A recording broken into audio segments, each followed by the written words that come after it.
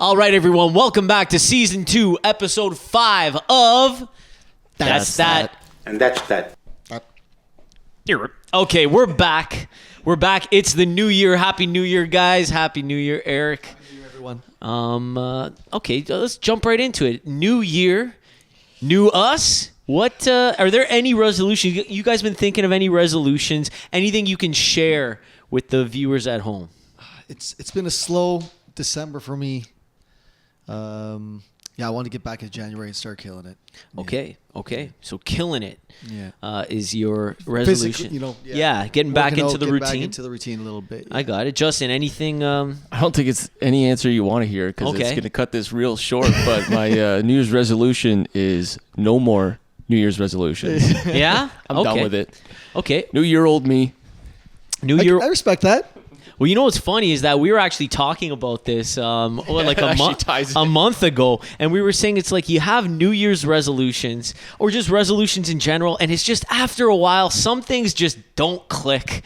And it's like, Justin was like, just let it go. Just take it off your mind and let it go. It's like It's just a burden on your It's a burden. Just let it go. You know what? It's like us with rehearsing. It's like we've been talking about it for 3 years. 15 years? Let's rehearse once a week, we do. twice a week, and it's just like we never do it. We rehearse last minute for every the show. Pressure's on. That's it. We rehearse at the absolute last second. No, stop. This guy, don't listen. Don't listen. Let's let it go. Let's just let it go. Let's accept it. The Dreamboats, we always deliver. No, but it's not last second, and we make time, small blocks of time throughout the week to make sure that we get a few rehearsals in. If it's an important gig, of course. Sure. But yeah, ideally, I think the older we get, we love to just A few rehearsals A few? in? Would you Like say we a talking few? monthly, annually? What are we talking about weekly. here? Within like a week, like the last gig we had to learn a bunch of songs. Didn't we do Sure. three? Sure. Like, you know what I mean? And We even did. the Christmas show, like 3 rehearsals. We did. But you know what? I mean, I look, I'm not trying to act like we're not rehearsing. It's just we play so much. The songs are tight. It's not like we need the rehearsal all the time. It's just when you're adding new songs, or just getting into that zone. I mean, before we moved to California, there was a time, once upon a time, where we were rehearsing twice a week, like religion. But now it's just Sometimes when we get a new song in there, we're rehearsing. How many times would you say, honestly, we rehearsed last year? I'm going to go with, my answer is 9, Bob. 9? $1. No, I feel like realistically we probably rehearsed 25 times. Okay. Maybe the surf gig and things like that. Anyways, this is a long-winded way of saying, certain things you keep saying you're going to do, and at some point, if you just haven't done it, just maybe just we're gonna make a strong effort because we want to take the stage show to the next level. We do. Yeah. So resolutions, maybe you can let some go, but I'm all about resolutions. I think with the band, we had our biggest year last year. It was a big year. We made the highest we've made, but also we spent a lot. So a lot of reinvesting back into the band. And I think as a band, we're hoping to make this even better. I want to double what we did last year. And, for sure. And really make that happen. And then for me, my goals are all personal, but same as you. I just want to just get more habits, more routines, and just optimize being down here. That's kind of my goal, my vague goal. But it does. I think everyone's got their own plan, regardless if it's Sure. the resolution pressure to put on yourself or Yeah. whatnot. I like to think there's things that we want to do. Sure, of course. The conversation Johnny and I had was all about like when you're putting pressure on yourself over something, you're just driving yourself nuts. I'm like, forget that. If if you want to do it, you're going to do it. And that's what it comes down to. Yeah. And the time will be right at some point or not. And you don't do it. But anyways, bringing those things just naturally result. You know what I mean? Like, especially when it comes to work, we all want to work a lot. I've been seeing you like you're working nonstop. You're working a lot of cool stuff. I'm like listening to it, walking through and just, I think that's like, not say it's new per se, but since you've been staying here, just seeing you just crank out tunes, cranking out. I'd love to be able to, kind of reinvest time back into the stage show. You know what I mean? There's a lot of things that you want to do as well, and us too. Reinvest time back into the stage show and just get new moves. More moves like the Nutcracker. The Nutcracker, man. And Richie, that actually reminds me, you are also working on some original tunes right now too, right? I'm working with Eric on a couple tracks, but this is You know, That's exciting. I hear you guys in there too. It is exciting. It's nice to just feel like, you know what, I have some ideas. Let me just put them down. I don't want to overthink them or Get them out. whatnot. Just get them out there and see what can possibly happen. So what you're hearing, people at home, there may be a Richie Hummins album or EP coming out this year. So stay tuned. You heard it here first. It's top secret right now. Oh my gosh. You're getting it's happening.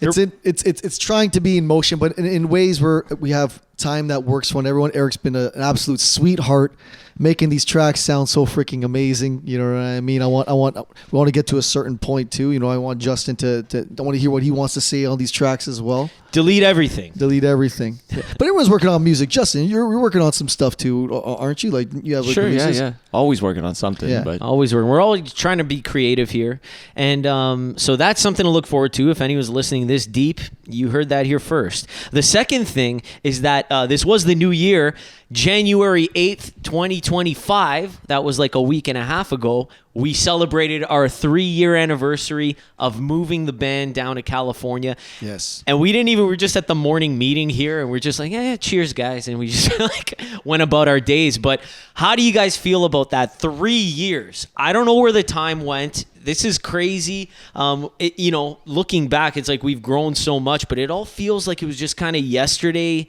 in some weird way, but it wasn't. Justin, how are you feeling with that? I think you're right. It feels like it was yesterday, but also feels like it was a long time ago when we first drove down here, because so much has happened in such a short period of time. Getting thrown in the deep end and coming down here with 4 shows. And I mean, I was only supposed to be down here for a couple months at the beginning. Ended up being here for a year and a half, going home for a year, back here now. So it's like a lot has, come and gone and changed in that time. But it's as if you never left. That's the beauty of it. Yeah, because the time just feels the same. Probably because I left half my possessions here. Yeah. They're scattered over multiple countries. Justin's coach. I know. Well, Richie, how do you feel about that? 3 years we've been here. We made it. That was. I think about those times when we first came down here and all the thing, and even chatting with like two of our friends, Kevin and Jay from Invisible Friends, even like today, and like hearing their similar kind of struggles and stuff as well. It's like almost like, oh my gosh, do all the bands go through this and have to push through something? You know what I mean? Yeah. Especially the Canadian ones. I don't know if all the bands got suitcases flying out of their trailers and whatnot, but yeah, we told them that story. We got a lot of obstacles along the way. You were telling about how we just had the disaster of the day. That was like a topic of discussion in this thing. I know, it was crazy, but 3 years. Cheers, boys. That's an accomplishment. Yeah. We made it. I can't believe. I'm so grateful that we're still here. I don't want to go back. I mean, I love Canada. I love family and everything, but there's just something special. And I talk about this with Eric quite a bit. I feel like this is a point in our lives where you don't really see it now, but we might look back on this in like 10 years and be like, oh, these were special times when we're all like living together, just with a common goal, coming together and just working every day, doing the morning meetings, trying to scheming, coming up with plans for the boats. It's a special time, and I try to view it like that. You're right, and it just goes so quickly. It just go we've been here for 3 years. 3 years. I know, and that leads me to just a second little thing I gotta bring up here is that back in November we celebrated our 15-year anniversary as a Dreamboats. We didn't really make it public just due to some internal things, but in November we did celebrate the 15-year anniversary of the first Dreamboat show. How does that make you feel? Oh my gosh. How does 15 years of this?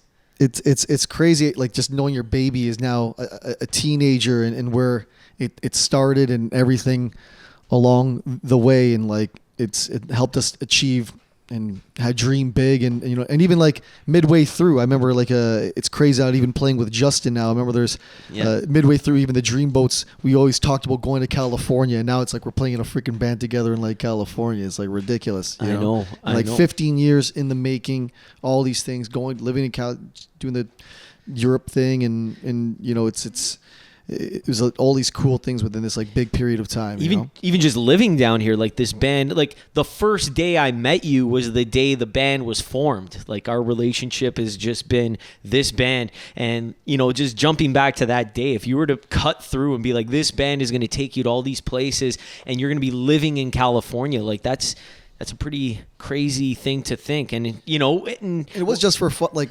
You're just having fun, and no one was doing it. We just felt like we wanted to just put on slow dances and be all cheesy. And like, remember the cheesy Dreamboats in the beginning? That was my favorite era, the Dreamboats. The cheesier, the better. The vests, and it was like, I love that era. I love that era, the Dreamboats. And I'm gonna ask Justin his opinion in a second. But because Justin was there for all the early Dreamboats too, man.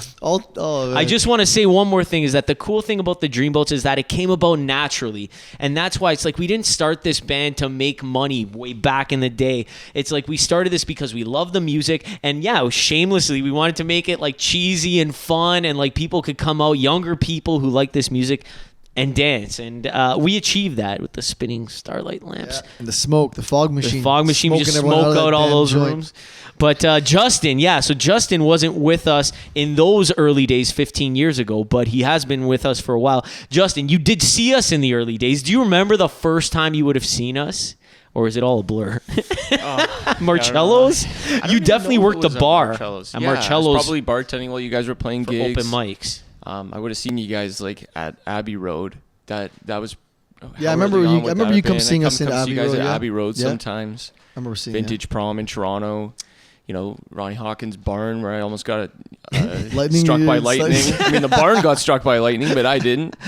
There was like some random weddings that I was at doing sound, the horseshoe. So there was a lot of gigs throughout time. But what was your, like, even you'd heard of us in the Mississauga, our hometown, our local scene.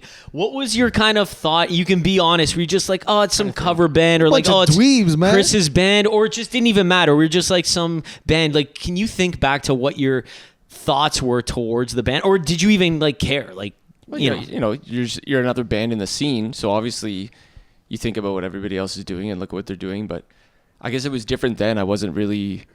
I never had the idea of pursuing playing in a cover band, so that was a different thing to me. That always seemed like it was that would be kind of a side hustle. But I mean, I don't know at what point you guys exactly took it on as a full-time thing. And I think that's a good thing that this band has done. Probably the fact that you guys moved the band to California, took it from, not to say you guys weren't doing it before, because you guys were doing pretty well, really well before coming down here and with the previous members, Brian and Matt. But moving down here was one of the good decisions that was made, because you get out of just being like a hometown cover band. Because you guys traveled outside of the GTA. I know you guys did some other things too. when East Coast thing and stuff. East Coast, so Europe. Yeah, so you did these other things, but it's always like, they're kind of short stints, and then you come back home, and then you're playing all the local things, and you just get caught in this routine of the local things. So pushing yourself into a new market that's far away, it's like you're not that local cover band anymore. It kind of turns into something bigger. International. You get that prestige that you were talking about the other day, where it's like now when you're coming home, it's kind of like, oh, these guys, they were here, they were the band, so let's go see what they're up to now, and the show's improving. And so I think that was a big, important move, as difficult as it's been. But, I was always liked you guys. I always wanted to come show hang up. out. I'd just pop into a lot of shows and see what's going on. We'd go bowling even back in the day. Yeah, you were in our music video, the Christmas music video. Ronnie Hawkins thing there too, and it was meant to be. Yeah. But here we are, and Richie, 15 years, man. Officially. Yes. We made it. Yeah.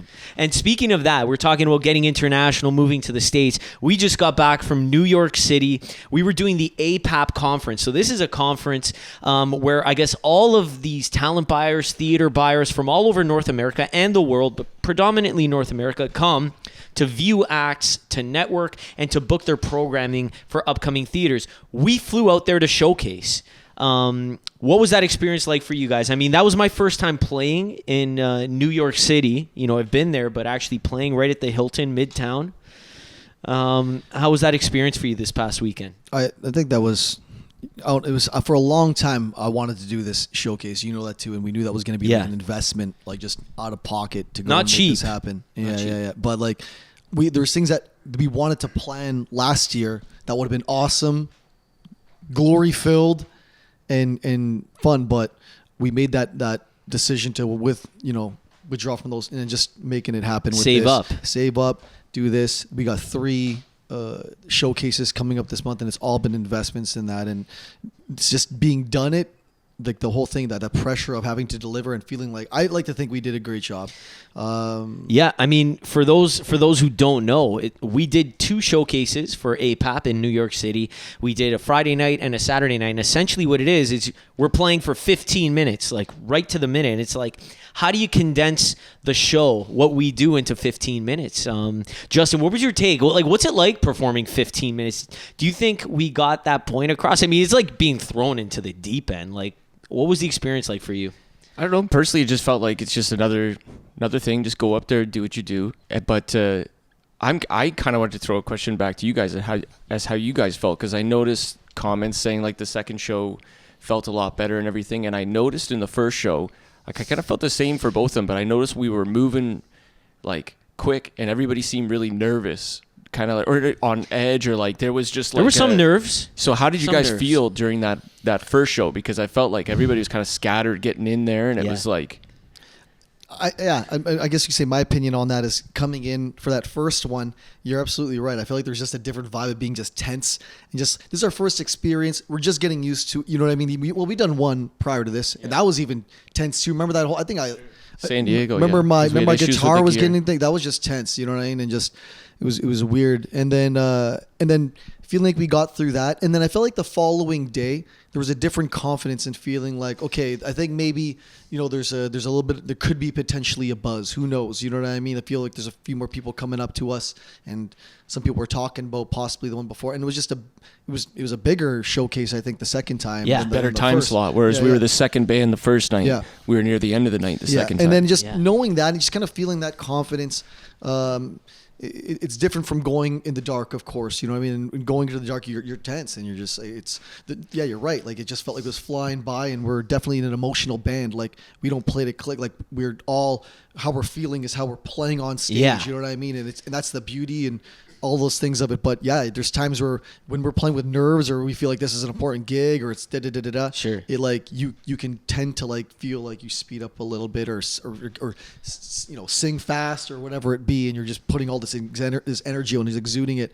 But to wrap up my summary of that, I think, definitely the second one felt a lot more comfortable than the first. I agree. And it's tough. It's like, condensing to 15 minutes. We could do an hour, 90 minutes, no problem. But it's when you're condensing it, we had to shorten segments of the songs that we've been playing the same way for like 10 years. And now you got to shorten them. So there's a lot going through your mind, little talking points. I remember the second show, I drew a blank, man.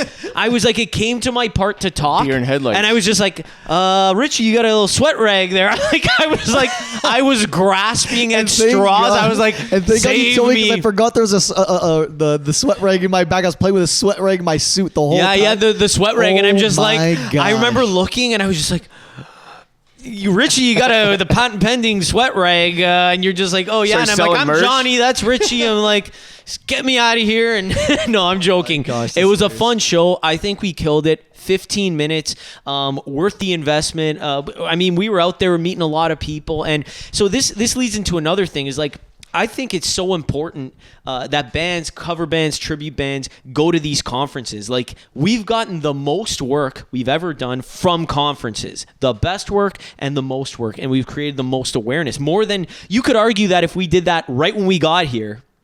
Oh yeah. Well, hard to say, actually. We would have gotten some gigs out of it, especially the concert share. In 2022. Yeah, like we would have at least gotten something out of it, at least a gig or two.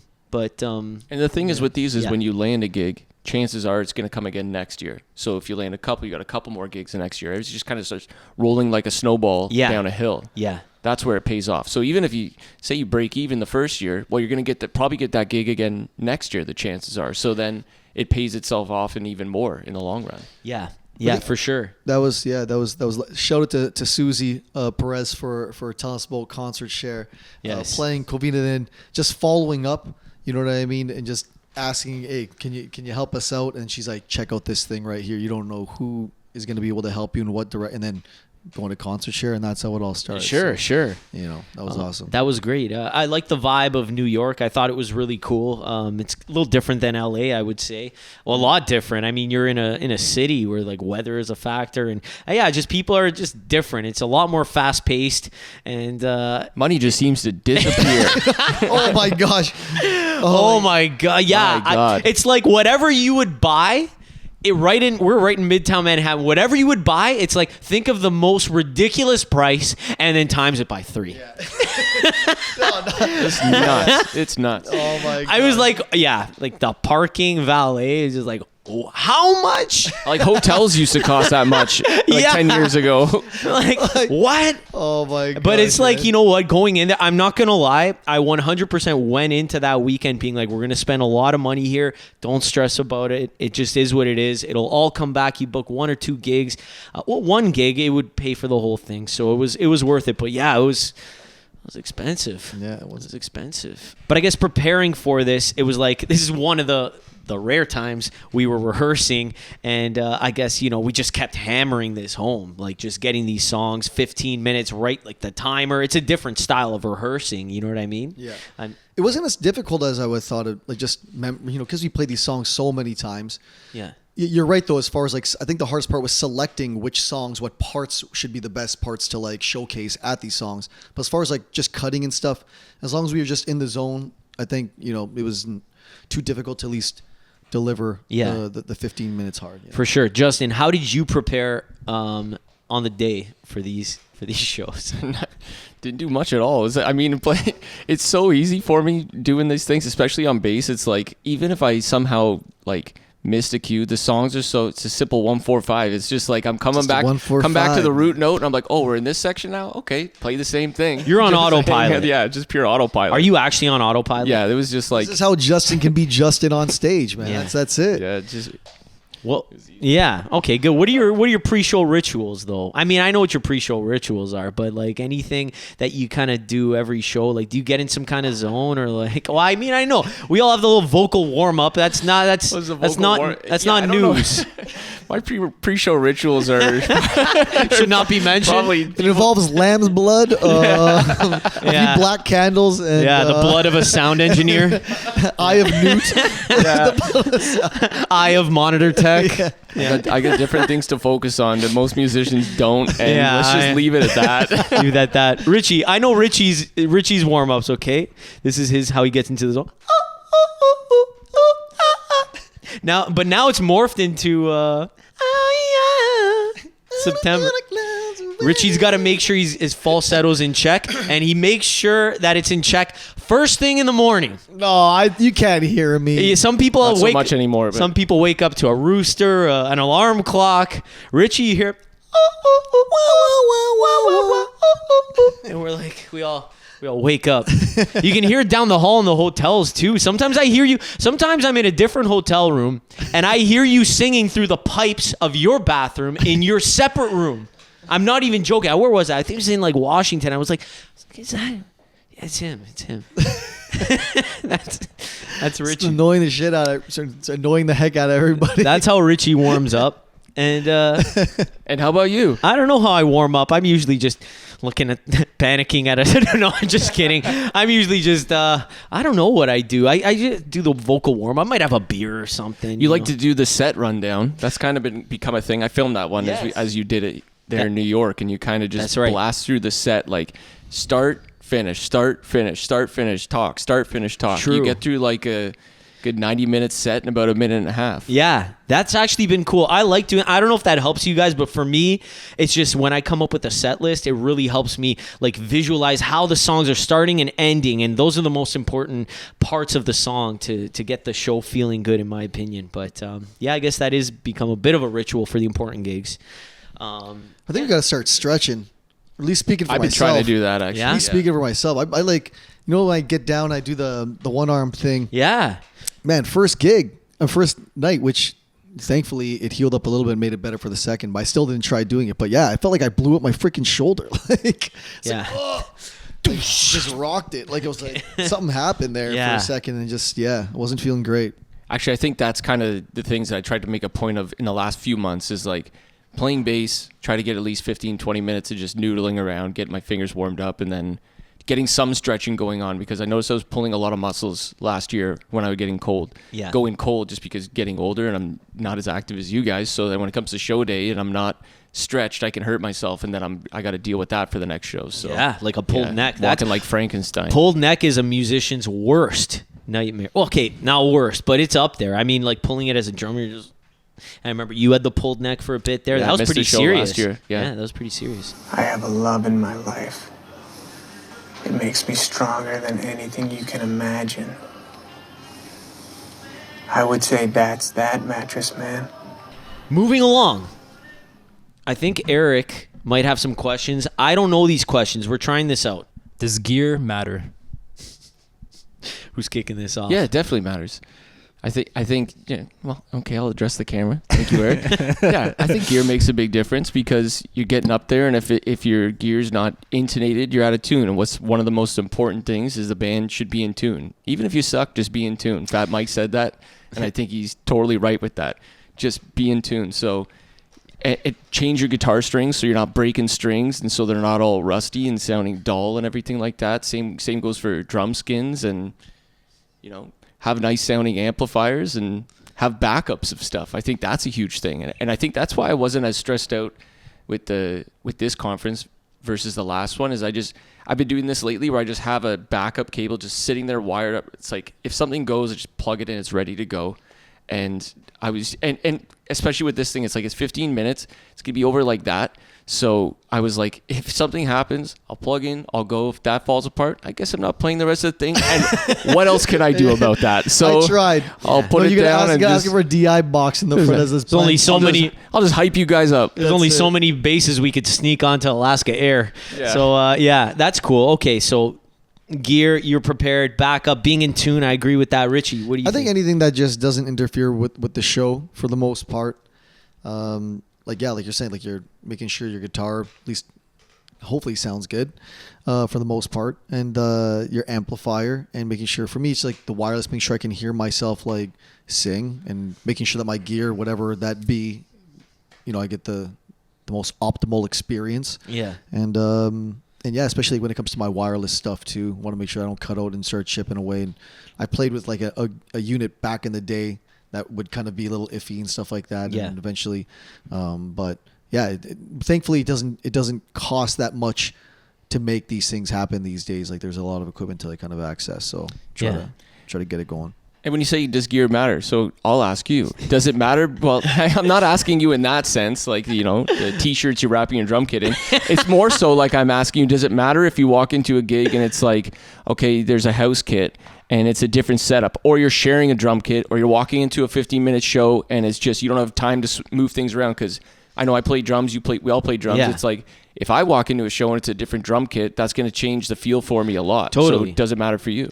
Yeah, in terms of positioning and stuff, like definitely. I mean, we did the showcases, like my ride cymbals here, like I used to play when I was like, 13, with all the racks. But it's like in that scenario, you just kind of do what you do. I have a weird thing with with gear, as you guys know. I'm always the last person to replace anything, and but that's not necessarily a good thing. I'm playing with a broken cymbal, and my stuff falls apart. And as you know, my case in Toronto is a hockey bag with a big hole in the bottom. So I don't know where I stand. I would like to have nice gear, but I think a part of me feels like if I have nice gear or bad gear, it's still going to get wrecked because we play so much. So I'm kind of like, if it gets the job done, it doesn't necessarily get right if you have the right, like, because even traveling with Woody back in the day, I had the hard cases with the soft cases in it. With that hard, that like, if you get protective cases, make it like things. Sure, but I mean, we're jumping off stuff, we're doing, and I'm like, a part of me, I like. I mean, but like no one has ever like necessarily broke anything. It's more or less just like scratching up or whatever. I mean, yeah, or you're kicking cymbals off the. You know what's funny? I have all these marks on the top of the kick drum of all the soles. It's all black marks, and I can rub them off, but it's just all your feet, like when you stand up. I know what you mean, but yeah, but you're right though. There's a certain, like, if you got like a $3,000 like guitar, you're gonna treat that thing like so. If you don't have a very expensive thing, you can get away with getting beaten up, then the protection is minimal. There's no I agree. I agree. But also, I've never been much of a gearhead with anything. So I think a part of me is just because I don't really know how to, really tune a drum set well. It's like, you know how it is. I'll go to the gig and I'm just like, doom, doom. And the sound guy's like, can you fix that? I'm like, nah. There's just it's like, I'm like, Johnny, man, get a pack of moon gels or something here, man. Dampen this. I got a napkin on there. I got moon gel.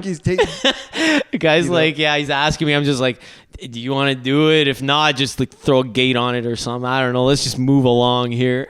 Your Toronto drums, they don't even have the thing you put a piece of tape to. I don't have the what do they call it? The washer? No, See, I don't know. I don't even know the parts of my. Sometimes I'm using those drumsticks, and no, I'm just kidding.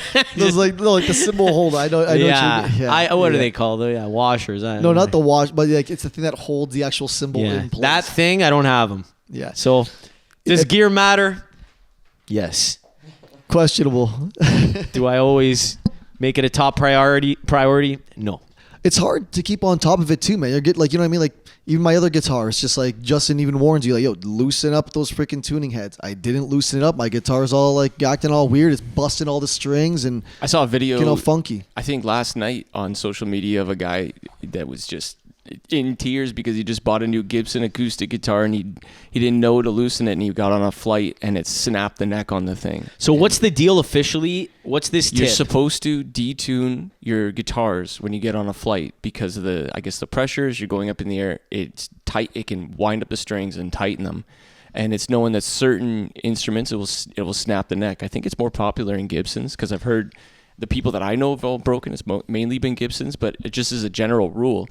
And sometimes I'll detune my bass, a few tones, and then I get to the show and I go to tune and I'm looking and it's, it's sharper than it should be. Oh, really? Where it would normally be. It's kind of getting wound up that much. So, yeah. So detune your guitars before you get on a plane.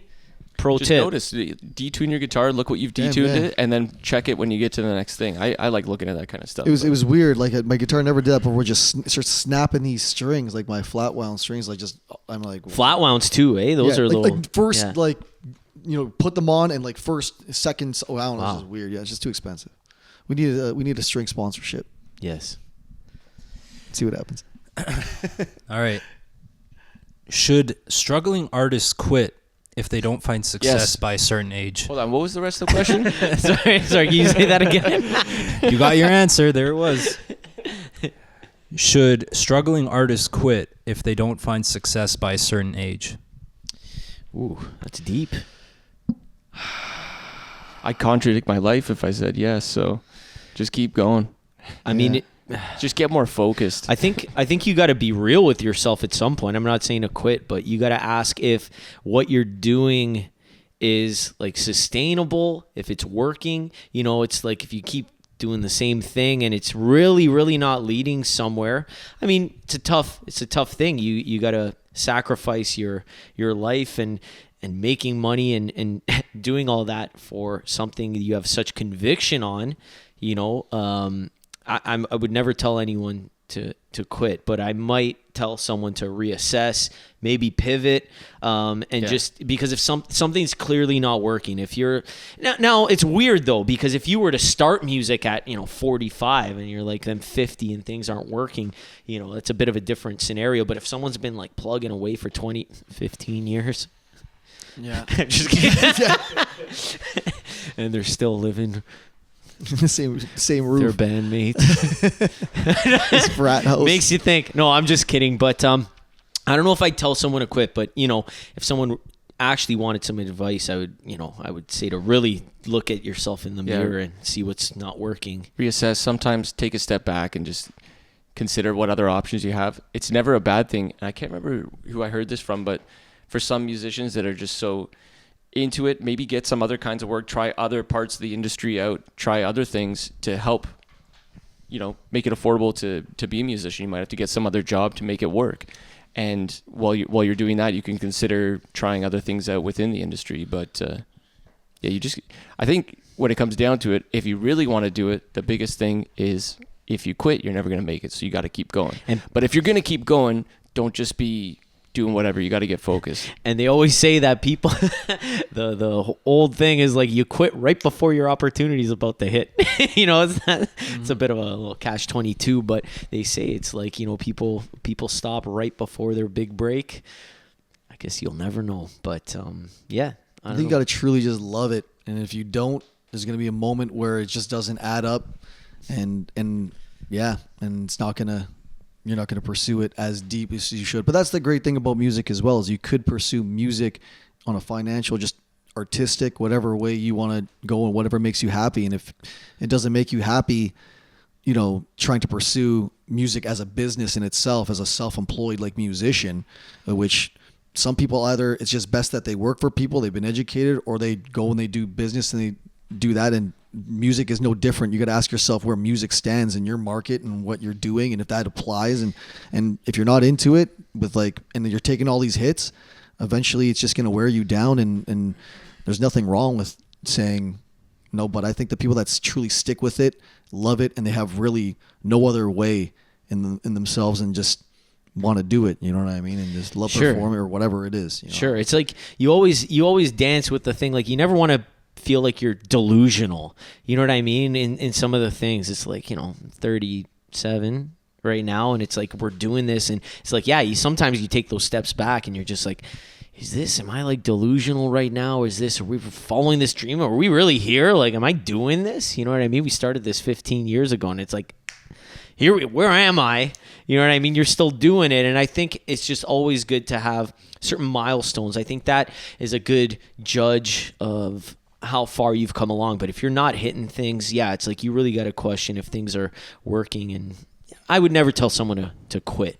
Yeah, I think you got to know how much you're willing to struggle too, because it's always going to be a struggle unless you're kind of part of that 1% of bands that things just take off for. And it's just really smooth. And even for those artists, it's going to be a struggle. It's a grind. But if you're not part of that 1% of artists that things really are, everything's clicking for, it's going to be struggles all the time. So how much are you willing to sacrifice and struggle to, make a life out of doing it? Because sometimes it's going to be going well and you're going to be doing all right. Sometimes it's just going to feel like it's the end of the world, and you're just like, okay, I got to keep going to make it to that next point. And music is like a business. At least that's how we treat this here. And it's like, if you were to start a business, you know how much work that would take?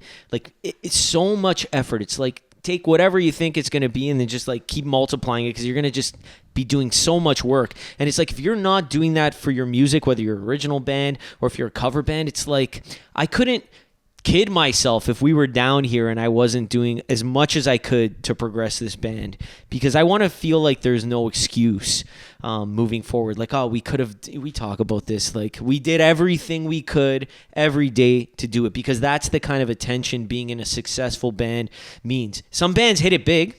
Some bands have not luck, but a bit of good fortune here and there. And but most people just have to put in a lot of work and many years, and that's what I'm telling myself anyways. Yeah, no, it's true. Like, think about how many gigs you had to do in the beginning that don't really pay that much, or whatever it is, and just getting that experience. And it's just like starting a business. It's like, what I mean? It's like a business. Like you sometimes you just got to pay some dues and whatever that be, and you want to always progress. And it's just it's hard. It's especially in like a field where there's a lot of a lot of hobby to cut through musicians, So it's, you got to be taken seriously, and that proof is in the work and how you carry yourself. Yeah. Can a cover song be better than the original version? And if it can, what are some examples that you guys can think of? Definitely can. Definitely can. It depends on what your cup of tea is. And I think if everyone's going to do like a cover song, sometimes taking in a retro and then making it modern can appeal more to someone who kind of, is, because a great song is a great song, and depending on the style or whatever, it can just appeal to anybody. Or what's a good example? Well, I was gonna say, like, I think, and I'm gonna give you a good example right now. Is that Atari song? Boys of Summer or something like that. No, I was going to say we're always, you're just too good to be true, can't take my eyes off you. I really like the Frankie Valli version, and you like the Lauryn Hill version. Yeah. Two totally different songs from two totally different, like, generations. And I think it's like, for me, when I hear a version of a song, that's kind of the one that's cemented in my head, and everything is being compared to that version. So that's why when it's like bands like the Beatles, when I hear covers, I'm like, you got to really be doing something cool with this, or you got to do it how it is, because there's certain parts of Beatles songs that I miss. I'm like, they didn't do that harmony. That's the best part of the whole song. You know what I mean? Or like Lenny Kravitz when he did like American Woman. We talk about this. It's like he's missing the whole that's like the coolest part of the song is not there. So I'm just like, I'm usually disappointed with cover songs. I'm in a cover band. But it's possible. Joe Cocker, buy a little help from my friends. Like there's some really cool ones, but I think it's good to be. How he did that. If you're gonna go for it, it's like be creative. That's my 2 cents. What are you thinking? I don't have to say that much. I have much to say about it. Everybody on social media is doing covers these days. I think it just comes down to if you like an artist and they cover a song, you might like it more. Sure. And that's what it is. That's a good call. Yeah, I don't have much to say on it. No, that's actually great. I think it's a cool way of creating exposure to new songs. You're right. If like you have like a punk band and they cover like a Beatles song, you're gonna get it in punk style. It was like the Ramones too. They used to do like so many of those 50s, 60s hits, all like New York punk. And it's their take on it. They're exposing people to those covers, and they made it their own.